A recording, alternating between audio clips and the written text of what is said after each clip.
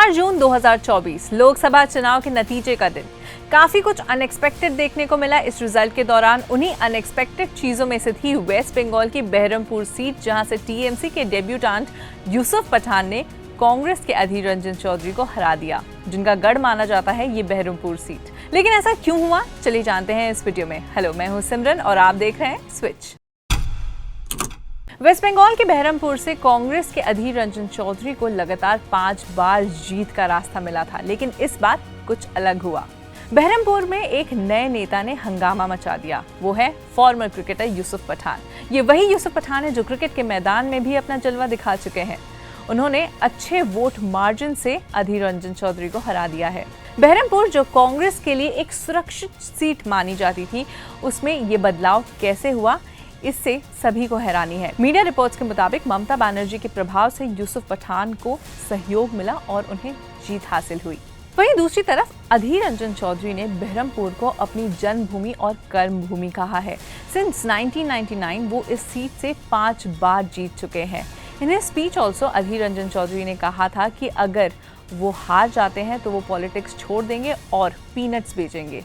तो अब देखना होगा कि क्या अधीर रंजन चौधरी ये करेंगे।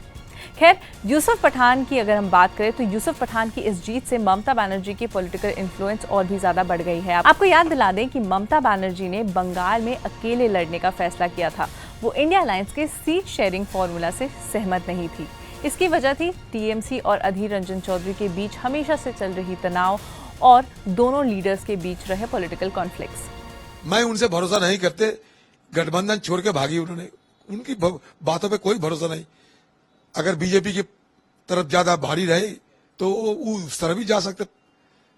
मुझे उनके ऊपर कोई भरोसा नहीं कि गठबंधन तोड़ने वाली ममता बनर्जी, सबने देखा है।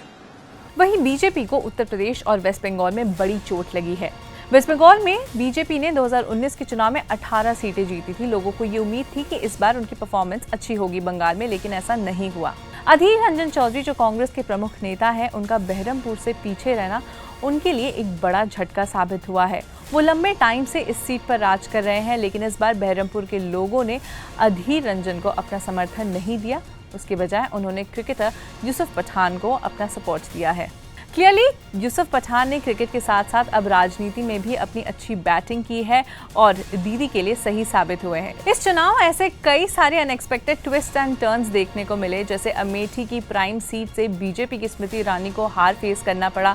वहीं इंडिया अलायंस के लिए रिजल्ट्स काफी फेवरेबल साबित हुए हैं। वेस्ट बंगाल में टीएमसी को 29 सीट्स मिली है, वहीं बीजेपी ने सिर्फ 12 सीट्स ही हासिल की है। रिजल्ट्स को लेकर आपकी क्या राय है, हमें कमेंट्स में बताएं और देखते रहें स्विच।